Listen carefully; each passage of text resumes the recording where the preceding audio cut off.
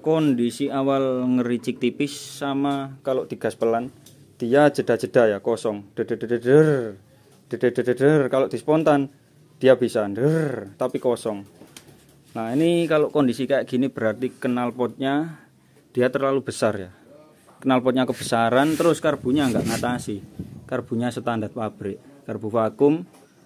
Nah jadi intinya PJMJ terlalu kecil, karbunya terlalu kecil. Nanti di upgrade ini, dibawakan karbu VR28 UMA. Sama request servis total mas ya, cek total. Servis total mas. Dibongkar total, kita cek, kita rapikan. Barangkali ada part yang waktunya ganti. Lanjut kita bongkar. Satria punya bagus sekali ya untuk keseluruhan. Good looking, mantap. Pegang berapa lama ini mas? 6 bulan mas. Baru 6 bulan. Dapat harga berapa mas Satria bagus gini? 8 juta. 8 juta. 8 juta dengan kondisi sudah standar. Ya. UB sampean yang belikan? Saya yang beli. Knalpot? Knalpot beli sendiri. Beli sendiri. Ban? Ban beli sendiri. Oh, berarti dengan kondisi standar. Standar mas. Cuma untuk motor sudah glowing kayak gini apa sampean coatingkan atau gimana? Enggak coating sama sekali mas. Memang pembawaan sudah glowing gini. Iya. Mantap. Berapa tadi? 8 juta? 8 juta. 8 juta motor kayak gini. Oke sih. Mantap ini. Lanjut kita bongkar. 8 juta Satria Vu. Kondisinya bagus ya. KM-nya juga rendah. Selebihnya lanjut kita rapikan, kita bongkar. Kita cek. Cat-catnya loh masih hitam, masih berkilau. Mulus. Oke, sudah kita bongkar untuk bodinya. Jadi untuk karbunya ini masih standar ya, vakum. Sama ini ada rembesan. Perkiraan saya ini dari packing bloknya ya. Rembes terus kena debu jadi nempel, kelihatan kotor. Untuk bloknya ini sudah pernah bongkaran ya. Kalau standar belum pernah bongkaran, packingnya hijau. Ini packingnya hitam. Berarti sudah pernah bongkaran. Entah bongkar ngapain kita nggak tahu ya. Untuk setut kampratnya dia diganti manual. Nanti kita ganti original. Sama kampratnya kita ganti baru. Selebihnya lanjut kita bongkar. Untuk bagian kopling sudah kita bongkar. Untuk kampas kopling original dan masih sangat bagus. Untuk gear pompa oli aman, tidak lancip sama sekali. Untuk rochesnya ini roches stud aman, cuma studnya ini stud koplingnya diganjel ya. Nanti kita buang untuk ganjelnya. Kita buat standar dealer saja. Lanjut untuk bagian kiri. Oke, untuk noken asnya ini nggak top ya, yang in nggak top satu mata. Untuk yang dek magnet sudah ada garisnya sama huruf T. Yang X lurus garisnya aman. Yang in dia nggak top satu mata, telat.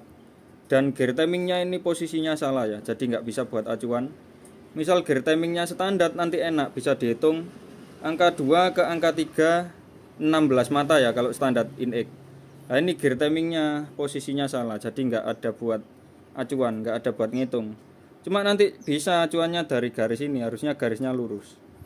Harusnya garisnya bisa seperti ini ya, misal. Nah harusnya kayak gini, nokennya lurus. Nah tapi kalau innya diluruskan, ganti yang X nggak lurus. Terus ini nanti magnetnya loh, dia terlalu maju. Kalau magnetnya dimundurkan ada garis huruf T, X nya ini pas, ganti yang in telat. Lanjut kita cek celah SIM-nya, habis itu kita bongkar. Oh alah, ternyata ini ya alasannya roces setutnya kok diganjel. Ternyata rumapirnya ini jeglong parah. Jadi kenapa kok bisa jeglong? Berarti ini pernah salah pasang ya. Roces setutnya ini pernah salah pasang posisinya.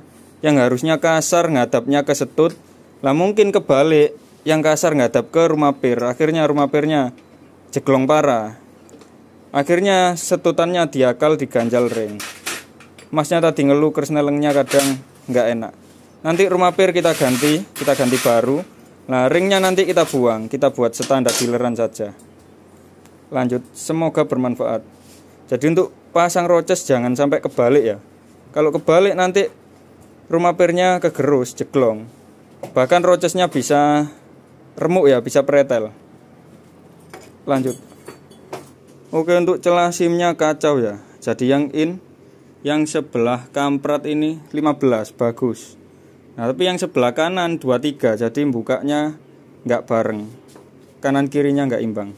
Terus yang sebenarnya bagus tapi selisih ya. Yang satunya yang deket kamprat 21, yang sebelahnya 23. Jadi kanan kirinya kita presisikan, kita imbangkan. Lanjut kita bongkar. Sudah kita bongkar. Untuk kondisi kopnya agak ngeflag ya, terutama noken asnya diraba kerasa banget, dia gerenjel. Yang gerenjel, kopnya ada flagnya. Untuk cangkang noken asnya agak ngeflag, nanti kita amplas. Yang aman mulus, cuma yang saja ya. Saya autofokuskan, kelihatan jelas banget gerenjel parah. Ini yang bikin bunyi mesin nggak bisa halus ya, nggak bisa sempurna. Kalau noken asnya gerenjel kayak gini pasti ada kasarnya sedikit. Lanjut kita bongkar untuk magnetnya. Oke lanjut, untuk bantalan kampratnya ini KW ya, nggak ada besinya. Jadi kalau ditonjok dia jeglong, bahkan resikonya ini bisa pecah ya, bisa putus. Kalau KW 25G nya ini besar, sama yang atas nggak ada besinya. Contoh yang original seperti ini, dia ada besinya. Nah jadi yang original ada besinya, sama jalurnya presisi, jalur rantai kampratnya presisi, sudah sering ya saya jelaskan. Sama tulisan 25G nya kecil. Nah ini ada tulisan 25G, tulisannya kecil. Yang KW tulisan 25G nya besar.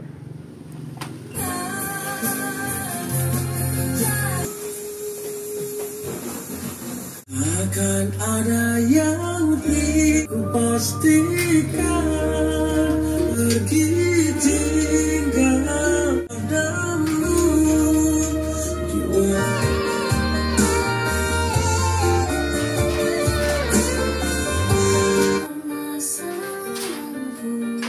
Ada yang bisa hati dipenuhi mencoba.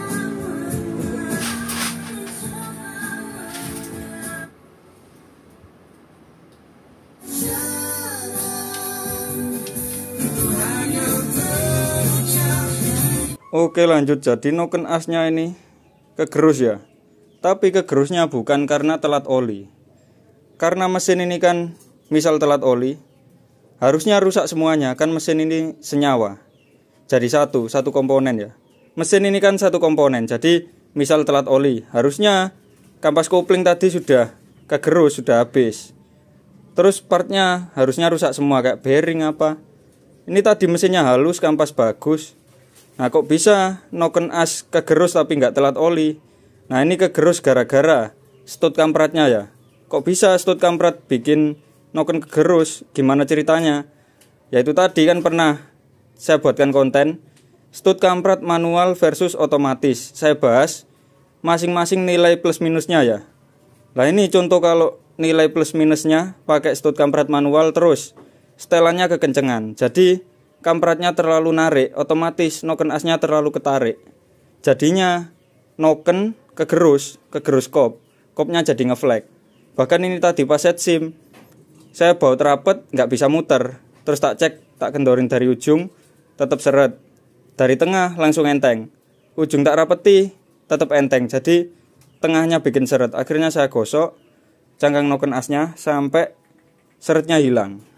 Nah ini contohnya ya, kalau pakai setut kamprat manual terus setelannya kekencengan, noken asnya jadi kegerus. Jadi ini bukan karena telat oli ya, kalau telat oli lebih parah dari ini. Jadi tapet gak bisa lepas, kop kegerus, cangkang noken kegerus, semuanya rusak. Ini tadi semuanya mulus kok, noken asnya kegerus terus gak parah. Nah itu tadi setut kampratnya manual. Saya ulangi. Jadi contoh kalau setut kamprat manual terus nyetelnya kekencengan, jadi itu nilai minusnya. Nilai plusnya kan misal kamprat kendor waktunya ganti, terus nggak ada duit buat ganti. Lah sementara kan dikasih manual biar bisa lebih kenceng, biar bisa stabil. Terus misal motornya spek jahat buat balap, pakai setut manual. Nah tapi kalau kekencengan jadinya kayak gini, noken asnya kegerus karena terlalu narik ya. Bahkan bearing askruk bisa cepet kalah karena kan ketarik juga. Lanjut, semoga bermanfaat. Jadi ini tak ganti otomatis biar aman ya. Kalau pakai manual juga bisa, saya bisa nyetel. Tapi nanti 4 bulan lagi, entah 3 bulan lagi, misal kampratnya kendor, perlu disetel manual, jadi nggak bisa nonjok otomatis.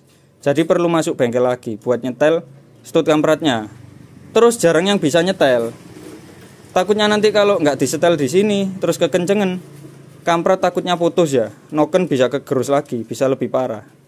Jadi simpelnya tak ganti otomatis, biar kalau kampratnya kendor, dia bisa nonjok otomatis. Jadi sekali jadi, selesai servis ini, bisa awet sampai 5 tahun, sampai bertahun-tahun ya.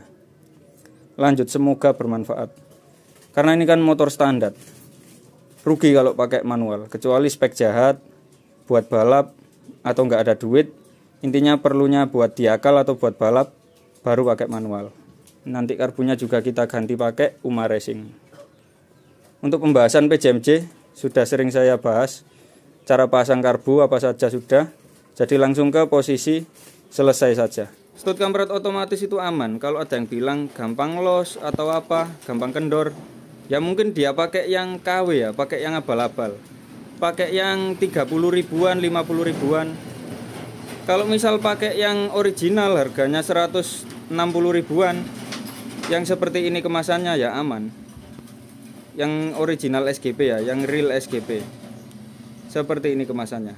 Kalau pakai yang harganya 160, pakai yang seperti saya videokan ini ya aman. Tapi kalau pakai yang abal-abal, misal harga 30 ribuan, 50 ribuan, kemasan SGP tapi SGP tiruan ya loyo, tonjokannya loyo. Resikonya kampratnya kendor, terus mesinnya ambyar. Kalau real original SGP saya ulang-ulangi ya, dijamin aman. Jadi jangan bilang pakai otomatis cepet kendor, terus nggak kuat tonjokannya ya, karena kalian beli yang murah, mereknya Mitasi entah apa, kan banyak mitasian. Kalau nggak gitu kalian tertipu ndek Shopee, belinya tulisannya kan Suzuki, kalian kira ori, harganya 30, 50, ternyata sebenarnya itu abal-abal, SGP tiruan. Yang real SGP seperti ini kemasannya. Ada perubahan bold sama font ya, ketebalan tulisan sama hurufnya. Update terbaru yang real original seperti ini. Harganya kurang lebih 160. Lanjut kita pasang.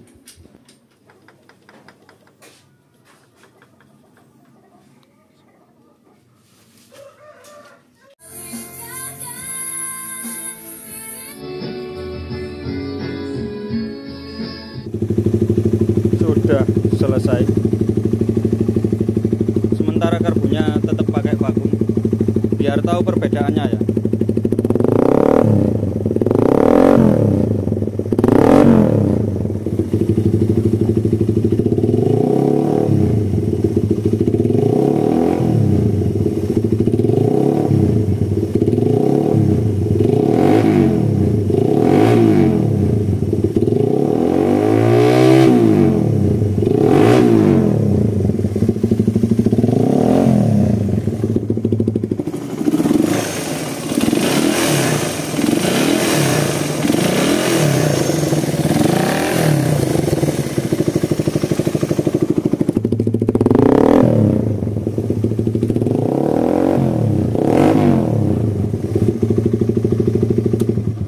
Jadi kita videokan juga untuk kondisi awal pakai karbu vakum ya, sebelum kita ganti pakai karbu UMA.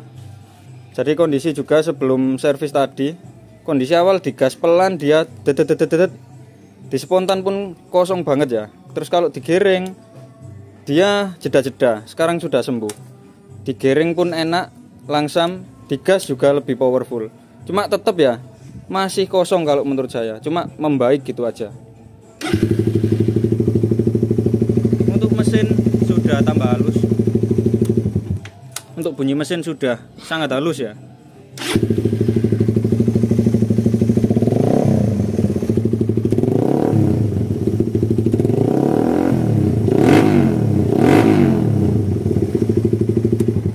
Dek motor standar knalpotnya berisik banget, bacot banget knalpotnya.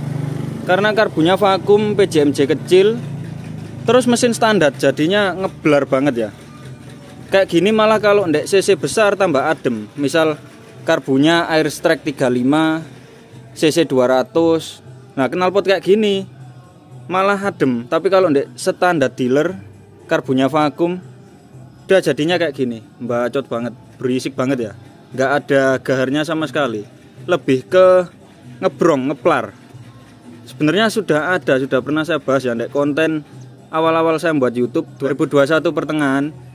Itu ada Satria Fu datang ke bengkel, knalpotnya WRX ya, semodel kayak gini, leherannya segini, terus silincernya sejengkal, juga plong intinya, karbunya vakum. Nah, kendalanya ngempos parah.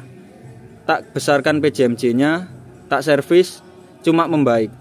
Saran saya tak suruh ganti knalpot standar atau standar modif ya kalau pengen custom. Nah, ini dibawakan karbu UMA Racing. Kita ganti karbu UMA ya tambah enak. CDI nya karena sudah BRT, nggak apa-apa pakai knalpot ini, nggak masalah. Ini karena di upgrade karbunya diganti UMA Racing. Lanjut. Jadi untuk kondisi awalnya seperti itu tadi, sebelum ganti karbu UMA ya, dan setelah servis, dan nggak jeda-jeda.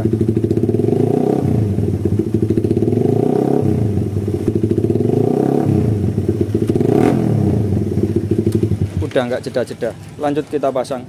Nah, harusnya untuk motor cc standar yang pengen knalpot racing, biar nggak berisik banget ya, nah pakai yang silinsernya seperti ini. Silinsernya panjang, terus leherannya jangan pakai yang besar, pakai yang pendek tapi kecil. Silinsernya kayak gini, saya ulangi ya, silinser panjang, full sarangan, terus leherannya agak pendek sama agak kecilan. Ibaratnya kalau mereknya Lone Rider, tipenya itu V1, pakai leher V1, silinsernya bulat panjang kayak gini, dijamin enak. Bawa atas oke, sama nggak begitu berisik, bunyinya enak. Jadi misal knalpotnya kayak gini ya. Nah, misal knalpotnya kayak gini, ini kan kebesaran sama kependekan silinsernya. Jadi kalau standar pengen knalpot racing, silinsernya panjang, leherannya agak pendek, terus diameternya agak kecil, dijamin enak, nggak ngempos ya. Karena motor standar itu tenaganya sangat terbatas, biar nggak cuma ngeblar berisik doang tapi larinya ngos-ngosan. Lanjut, semoga bermanfaat. Kecuali karbunya udah diganti, di-upgrade, agak tertolong ya. Sekalipun knalpotnya kayak gini nanti insya Allah masih tertolong. Nah, ini padahal masih ada keran vakumnya, tapi dilepas langsung keluar. Berarti keran vakumnya ini sudah rusak. Tapi nggak masalah, ini nanti kan kita buang, nggak pakai keran vakum. Jadi kalau saya pakai karbu PE, saya langsung ya dari filter langsung selang bensin masuk ke karbu. Jadi nggak pakai keran bensin. Misal karburatornya ini tadi tetap vakum, keran vakumnya saya ganti. Berhubung ganti PE, jadi nggak perlu ganti, kan kita nggak pakai. Oke, lanjut kita pasang ya untuk karburator UMA Racing. Untuk PJMJ nya ini perlu disesuaikan. Pembawaan UMA 36-116, pasang dek Satria Fu ini ketemunya 45-130an ya. Jadi kalian harus sedia PJMJ. Kalau saya pakai merek Extreme, untuk kalian bebas mau beli merek Daytona atau KTC atau apa bebas. Yang penting jangan beli yang 100 ribuan satu paket isi banyak ya, nggak guna, itu susah banget buat setting. Jadi minimal pakai XTR atau Extreme. Harganya 25 ribuan. Saya beli 25.000 per biji. Nanti tak lempar 30 ribuan. Lanjut. Jadi terima beres, bayar 2 biji saja. Semoga bermanfaat. Sekedar buat acuan ya. Jadi jangan ditiru juga. Terus pakai 45 130 berarti. Ya nggak mesti. Ini masih acuan. Nanti kalau berebut ya turun, kalau ngok ya naik. Intinya pahami fungsi PJMJ. Dek konten pasang karbu sudah pernah saya bahas. Bisa kalian simak ya, dek konten sebelumnya. Versi lengkapnya yang fokus membahas karbu.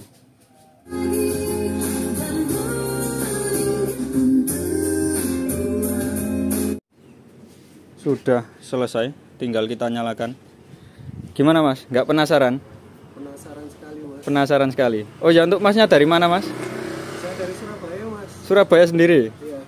Tepatnya mana Mas? Wiyung mas. Wiyung, deketnya Karangpilang berarti. Dekat kampus UNESA. Oh, deket UNESA. Walah. Tahu bengkel sini dari mana Mas? Dari YouTube, Instagram. YouTube sama IG. Iya, mas. Siap. Terima kasih banyak Mas ya. Amanahnya. Kita lanjut nyalakan. Nunggu lama tak Mas? Tunggu kira-kira hampir 2 minggu lah mas. 2 mingguan ya? Dengan sama PNI ya. Iya, baru bisa masuk. Iya. Karena part habis mungkin Mas ya. Iya mas. Part habis. Terus ini dapat info ready langsung meluncur ke sini. Langsung. Lanjut kita nyalakan ya. Kita setting karbunya.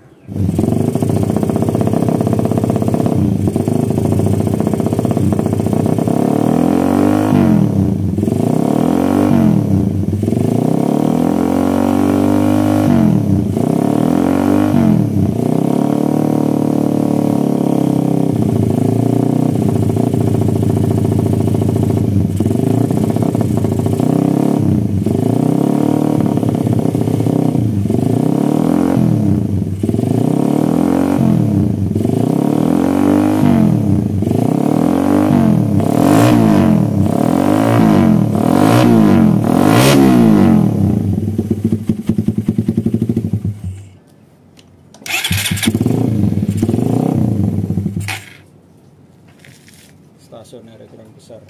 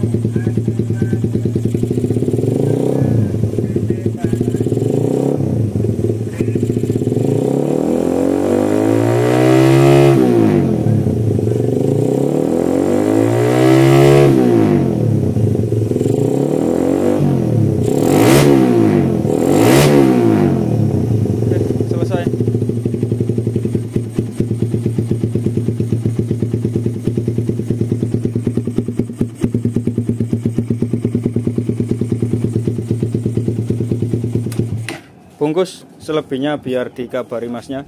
Barangkali kurang gimana-gimana dipakai dulu Mas ya. Sampaikan info saja. Sekian, lanjut, terima kasih sudah menonton videonya. Jangan lupa dibantu like, komen, dan subscribe. Sampai jumpa di video atau konten selanjutnya. Mohon maaf jika ada salah kata dalam penyampaian. Ada baiknya silakan diambil.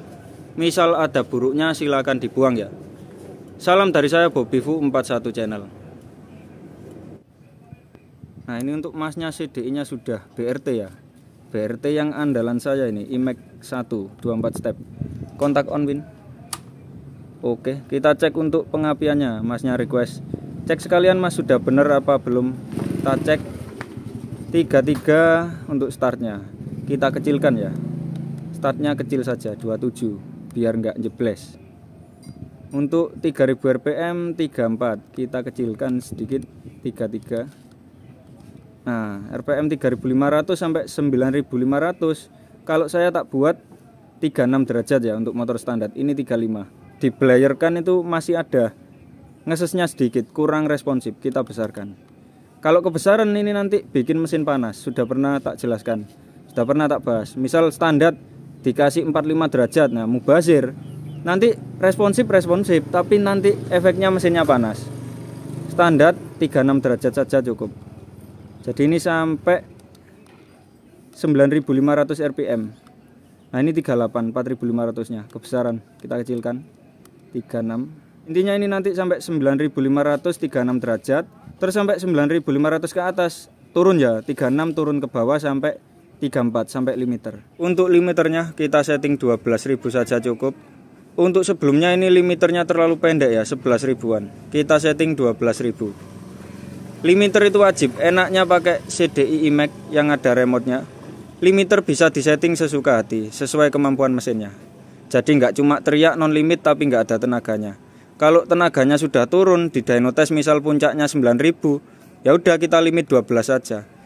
Percuma pakai non limit kalau puncak tenaga cuma 9.000-an. Jadi menyesuaikan.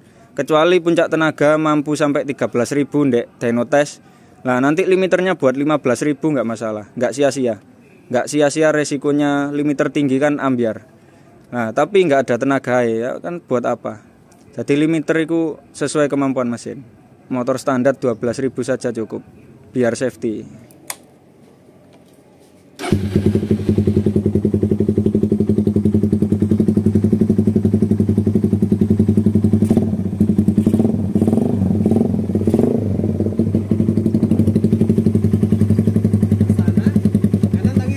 Ngiri mas, ngiri lurus mentok tembus Gapuro keluar samping masjid. Ya betul. Dan coba ndek jalan. Hati-hati mas ya. Siap mas. Hati-hati. Utamakan selamat. Test drive ini.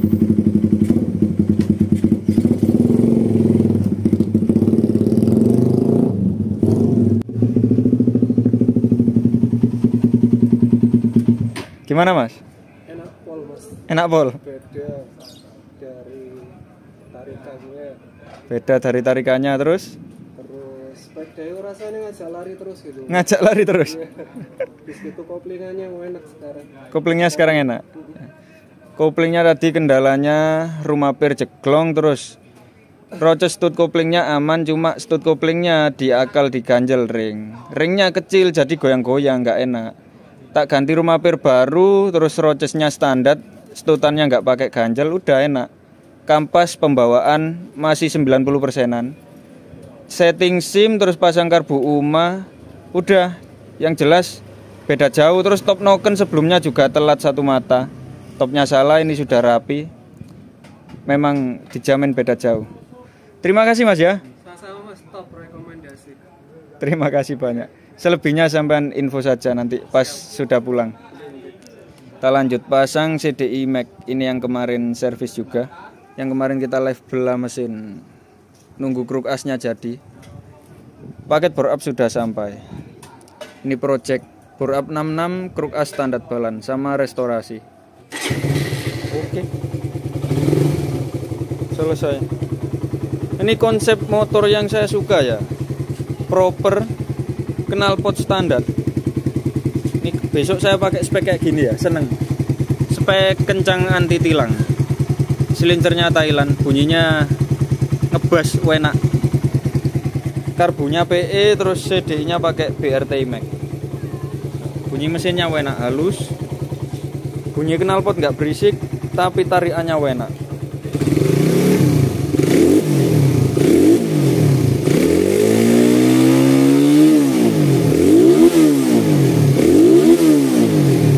Mantap.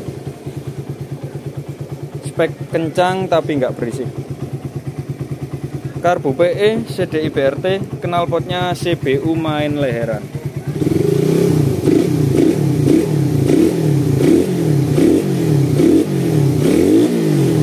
Bunyi knalpotnya renyah sekali ya. Selesai.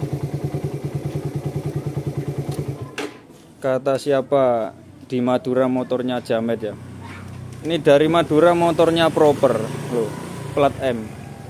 Motornya ganteng, ban standar, bodi standar terpasang semua loh. Proper, peleknya RCB. Tergantung orangnya. Enggak semuanya ya. Enggak semuanya konsepnya di sana jelek. Ini standar proper. Dari sana ini. Loh. Plat M, konsepnya proper sama kayak di sini.